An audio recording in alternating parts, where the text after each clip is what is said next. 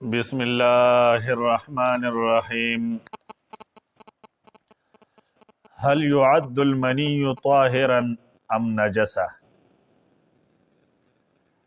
اختلف العلماء في ذلك على قولين. القول الأول يقول بنجاسة المني، وبه قال أبو حنيفة ومالك، وهو رواية عن أحمد، واستدلوا على ذلك بحديث عائشة رضي الله عنها لما سئلت عن المني يصيب الثوب فقالت: كنت أغسله من ثوب رسول الله صلى الله عليه وسلم فيخرج إلى الصلاة وأثر الغسل في ثوبه بقع الماء، والغسل لا يكون إلا لشيء نجس. صحیح فقه سنه کې مخکې هغه پلیتۍ ذکر شوي چې هغه اتفاقی پلیتی وي، چې د هغې په باره کې د علماو اختلاف نشته دی. د دې ځای نه بعضې داسې پلیتۍ ذکر کوي چې هغه اختلافي دي، چې بعضې علما هغې ته نجس وي، بعضې ورته پاک وي. نو په هغه سیزونو کې یو ذکر کوي منی، چې د انسان نه کومې دا خاص اوبه راوځي، نو آیا دا پاکی دي او که پلیتی دي؟ نو د دې په باره کې دو قوله د علماو ذکر کوي. هل يعد المني طاهرا ام نجسا؟ آیا ګڼل کېږي منی پاکه یا پلیته؟ نو دا ورپسې اختلاف ذکر کوي دی باره کې. اختلف العلماء في ذلك على قولين. اختلاف کړی دی علماو د دې په باره کې په دو قولو سره، چې د دې په باره کې د علماو دو قول دي. القول الاول، اولنی قول، یقول بنجاست المنی، چې وینا کوي په پلیتۍ د منی سره. اولنی قول دار چې دا منی پلیته ده، نجسه ده، په بدن باندې ولګي وینځلی کېږي، به په جامه باندې ولګي جامه به صفا کېږي وینځلی کېږي به. او دا د چا قول لی؟ نو هغه امامان هم ذکر کوي او د هغوی دپاره دلیل هم ذکر کوي. وبه قال ابو حنیفة ومالک، او په دې سره قول کړی دی امام ابو حنیفه رحمه الله او امام مالک رحمه الله. وهو روایت عن احمد، او دا یو روایت دی د امام احمد نه، یعنی امام احمد ابن حنبل رحمه الله داغه د منی په باره کې دو قول نقل دي، چې یو قول مطابق د هغې نه دا معلومیږي چې دا پاکه ده، دویم قول هغه دا دی چې دا پلیته ده. اوس دوی لپاره دلیل څه دی د امامانو دپاره؟ واستدلوا على ذلك بحديث عائشة رضي الله عنها، او دوی دلیل نیولی دی په دغه قول باندې په حدیث د عائشه رضی الله عنها نه، یعنی هغه روایت چې عائشه رضی الله عنها د هغې روایت کوونکي دا لما سئلت، هر کله چې د هغې نه تپوس وکړی شو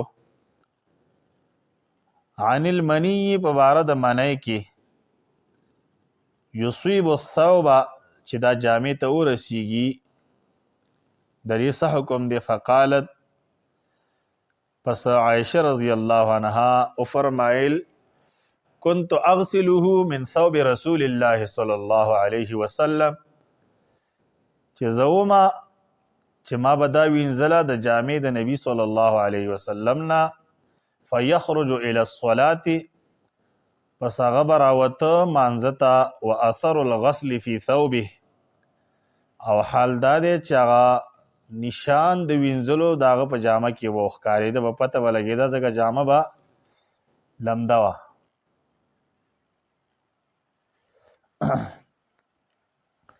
بقع الماء هغه لونوالی د اوبو هغه اثرات هغه ښکارېدل نو د دې نه دلیل په دې طریقه باندې نسی والغسل لا يكون الا لشيء نجس دا وینځل نه کیږي مګر د وجې د هغه څیز نه چې هغه پلیت دي که دا پلیته نه وی نو دا به نه وینځله کېدله نو هر کله چې عایشه صدیقه رضی الله تعالی عنها منی وینځله د جامې د نبی صلی الله علیه وسلم نه نو معلومه شوله چې دا پلیته ده دا خو یو قول شو او هغې دپاره دلیل شو چې دا د امام ابو حنیفه او د امام مالک او اعتبار د یو روایت سره د امام احمد ابن حنبل رحمهم الله نه نقل لی القول الثاني او دویم قول چې دی قال اصحابه ویلی دی مرګرو د امام ابو حنیفه رحمه الله بطهارة المنی په پاکی د منی سره چې دویم قول د علماو دا دی چې دا پاکه ده وممن قال بذلك او دا هغه چانه چې دا قول یې کړی دی هغه امام شافعي رحمه الله دی و داود او داود ظاهري رحمه الله دی وهو اصح الروایتین عن احمد او دا ډیر زیات صحیح ده په هغه دوه روایتونو کې د امام احمد نه چې مخکې ویلو چې امام احمد ابن حنبل رحمه الله نه یو قول دا نقل دی چې دا پلیته ده نو دلته کې ترجیح دې لپاره ورکوي چې امام احمد ابن حنبل رحمه الله نه په دې دوه روایتونو کې چې کوم صح روایت ته نو په هغې کې دا ده چې دا طاهره ده پاکه ده او دې لپاره دلیل څه دی دلیل دې لپاره واستدلوا علی ذلک او دوی دلیل نیولی دی په دې قول باندې په حدیث د عایشه صدیقه رضی الله عنها باندې فی المنی په باره د منی کې قالت چا فرمایي كنت افرکه چې ما به دا ګروله من ثوب رسول الله صلی الله علیه وسلم د جامې د نبی صلی الله علیه وسلم نه د دې روایت کې وی دا دي چې کله به یې وینځله نو کله به یې وینځله نه صرف ګروله به وبحدیثها ایضا او دارنګي دوی دلیل نیولې دی په حدیث د عایشه صدیقه رضی الله عنها باندې دغه رنګي چې یقینا یو ملما او نزل بیا عایشه رضی الله عنها چې هغه راغی عایشه رضی الله عنها کرا فاصبح پس هغه سحر کو دغه ملما یغسل ثوبه چې خپل جامې وینځله فقالت عایشه پس فرمایل عایشه رضی الله عنها هغه په ده باندې پوه شوله چې دی دا جامه په دې وجه باندې وینځي هغې وفرمایل انما کان یجزئک یقینا تا لپاره دا کافي وه ان رایته که چېرې تا دا لیدلی وې ان تغسل مکانه چې تا به د دې ځای وینځلی و وان لم تره او که چېرې تا نه وې لیدلی ځای درته نه معلوم نضحت حوله تا به د هغې چار چاپېره ترمکه کړې وه وینځلو ضرورت نه ولقد رأيتني او عائشه رضی الله عنها فرمایل چې یقینا ما خپل ځان لیدلی دی یعنی ما لپاره یاد دي چې ما به دا کار کو افرکوه چې ما به دا ګروله من ثوب رسول الله صلی الله علیه وسلم د جامې د نبی صلی الله علیه وسلم نه فرقا په ګرولو سره فیصلي فیه پس نبی صلی الله علیه وسلم په پدې کې مسکاو. والاکتفاء بالفرق او اکتفا کول په ګرولو سره یدل دا دلالت کی علی طهارته په پاکوالی د دې باندې. وقد اجاب القائلون بالنجاسه بان الفرق لا يدل على الطهاره. او یقینا جواب ورکړی دی هغه چا چې هغه قائل دی په پلیتۍ د دې باندې. نو د دې ګرولو نه جواب ورکړی دی چې دا ګرول څه د وجې نه بان الفرق یقینا دا ګرول چې لا يدل دا دلالت نه کوي على الطهارة په پاکوالی باندې. دا د پاکوالی دلیل نه دی. وانما يدل على کیفیت التطهیر. یقینا دا دلالت کی په طریقې د پاکوالی سره. مطلب دا دی چې د منې پاکولو د پاره دوه طریقې دي. که لمده وي نو وینځل کېږي به، که وچه وي نو ګرول کېږي به. نو دغه ګرول دا د دې صفایي ده.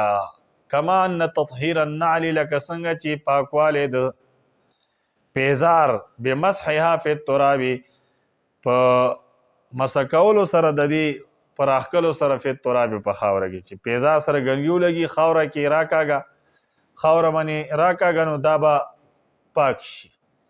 لکه څنګه چې دا پیزار خاورې سره پاکیږي نو دغه رنګې دا منی چې کله وچي نو ګرولو سره پاکیږي. دې ته نه دا جواب ورکړی دی.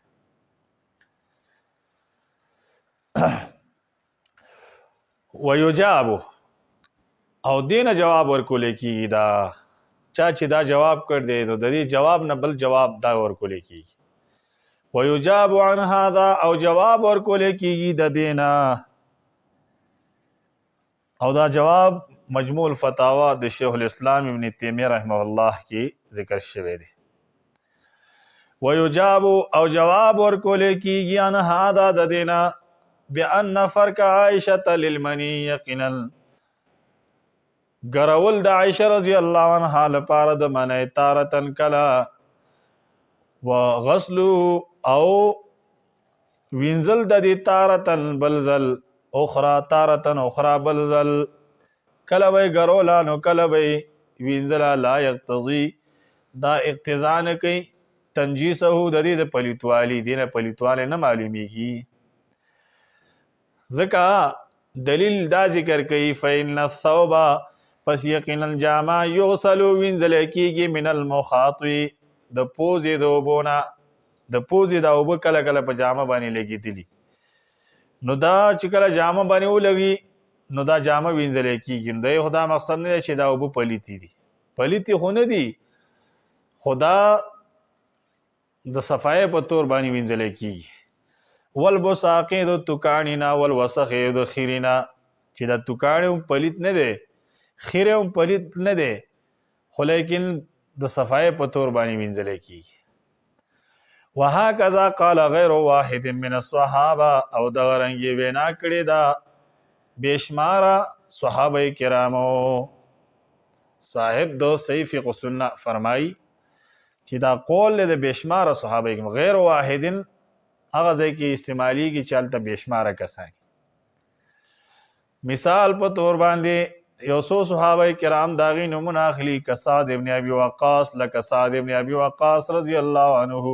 داغم دا قول دغه مذهب دی چې منی پاکه ده. و ابن عباس دارنګ عبد الله ابن عباس رضی الله عنهما وغيرهما او سوا د دینه علاوه نورم صحابه کرام شته چې دلته نه ذکر کیږي. انما هو چې داوی دا مذهب دی چې یقینا دا به منزله المخاطی دا په قائم مقام په زید پوزې د اوبو دی لکه پوزې د اوبو دی نو دا پلیت نه دی نجس نه دی خو انسان ځان د دینه صفا کوي خپل جامه باندې نه پریدي دغه رنګ توکانې شو. امیته عنک لری کدی لپاره د خپل ځان نه ولو باذخرتن اگر چې په یو واخه سره سترګړې هغې ته ویل کېږي. فظهر پس معلومه شوله ښکاره شوله دا خبره بهذا په دې سره ان فعل عائشه یقینا کول د عائشه رضی الله عنها انما هو یقینا دا من باب اختیار النظافه، یقینا دا د باب د اختیار د صفای نه دی، د طهارت د پاره غي دا نه لري کول، بلکې د نظافت د پاره لري کو، صفای د پاره. ويتأيد الحكم بطهارة المني، او مضبوطیږي حکم لګول په پاکوالی د منی سره. دا بل وجه ذکر کوي، ان صحابه یقینا صحابه کرام كانوا يحتلمون چاوی با احتلام کېد علی عهد النبي صلی الله علیه وسلم، په زمانه د نبی صلی الله علیه وسلم کې. وان المنی او یقینا المنی یصيب رسیدل ابا بدن احدهم بدن دیو تنداوی ته وثيابه او داغ جامې ته. وهذا او دا مما داغ سنه تعم به البلوا چې پدې کې مبتلا کېدل عام دي. دا خدا سي کار دی، پدې کې هر څوک مبتلا کیږي، د دې نه بچ کېدل نشتی، بشري تقاضا ده.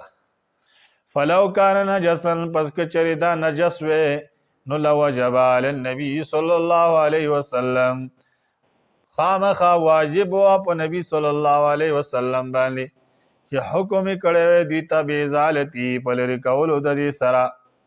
نبی صلی الله علیه وسلم با خامخا دوی ته ویلو، خدا سے چاته نه ثابت، کما امرهم بالاستنجاء، لکه څنګه چې نبی صلی الله علیه وسلم حکم کړ دی هغوی ته په استنجا سره، چې استنجا لازمي وه، نو هلته حکم یې کړی دی. نو هر کله چې دلته حکم نه دی ثابت، معلومه شوله چې دا طاهره ده، پاکه ده. ولم ينقل عن احد ولم ينقل احد، او نه دی نقل کړي هیڅ یو تن هذا دا چې نبی صلی الله علیه وسلم دا ویلي چې دا تاسو وینځئ خامخه. فعلم پس معلومه شوله یقینا یقیني قطعي طور سره نه ازالته، یقینا لري کول د دغه منع لم تکن واجبه، دا واجب نو. نو دلته کې د صاحب د دې کتاب د صحیح فقه سنه د منع په باره کې اختلاف د علماو ذکر کو، چې په دې کې دو قول دي. اولنې قول د امام ابو حنیفه، د امام مالک، او په اعتبار د یو روایت سره د امام احمد ابن حنبل رحمه الله ذکر کو، چې په دې کې دا دي چې دا نجسه ده، او بیا د هغوی دپاره دلیل ذکر کو د عایشه صدیقه رضی الله عنها چې هغې به دا وینځله. دویم قول هغه ذکر کو چې دا د امام شافعي رحمه الله، د داود ظاهري رحمه الله، دارنګې چې بل روایت ته خو دې ته اصح وي، اصح الروایتین عن احمد، د امام احمد ابن حنبل رحمه الله دی، د هغې لپاره دلیل ذکر کړ د عایشه رضی الله عنها چې هغې به دا ګروله. نو دا ګرول وي دلیل د دې دی چې دا پاکه ده، پلیته نه ده.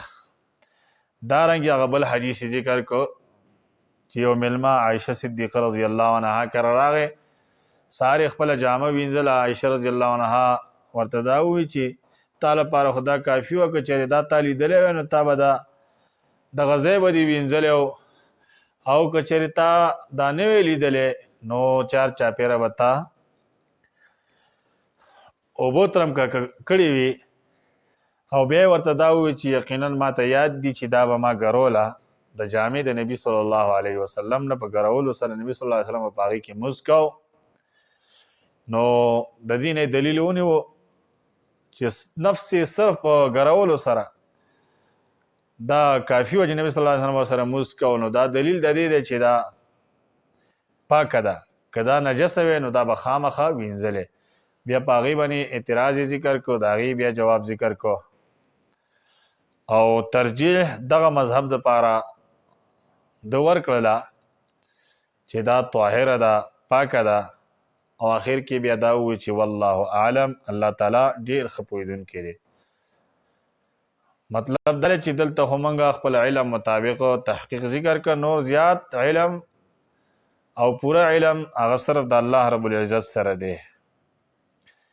او په حاشیه کې بیا حواله ورکړه په مجموع الفتاوا د شیخ الاسلام ابن تیمیه رحمه الله، چې هلته به ډېر تحقیق کړی په دغه مسله باندې. سبحان الله.